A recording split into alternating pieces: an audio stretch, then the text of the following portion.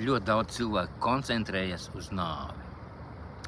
Viņi gaida savu nāvi, viņi nopērk zārciņu, nopērk čībiņus, uzvalka, piemēra, ieguļās zārciņā, pasulinās, vai viņam viņš derēs, vai ne, noliek tur šķūnītī vai klētiņā. Tādā veidā cilvēks koncentrējās uz nāvi, viņš gaida savu nāvi. Viņš gatavojas tai krāja naudiņu, lai tur kapvietiņu jau būtu sagādāt. Viņš uzraucās par tādām lietām, var teikt. Bet mums par to nav jāuztraucās, mums nav jākoncentrējas uz nāvi, jo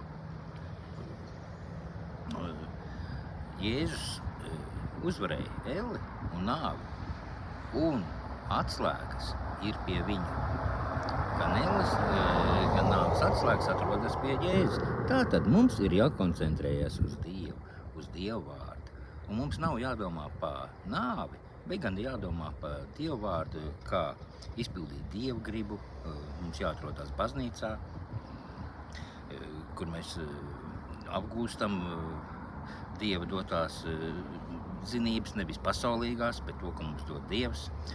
Un nevajag mums koncentrēties uz nāvi, jo pēc nāves, ja mēs sekojam Jēzum, mēs pāriesim dzīvībā mūžīgā.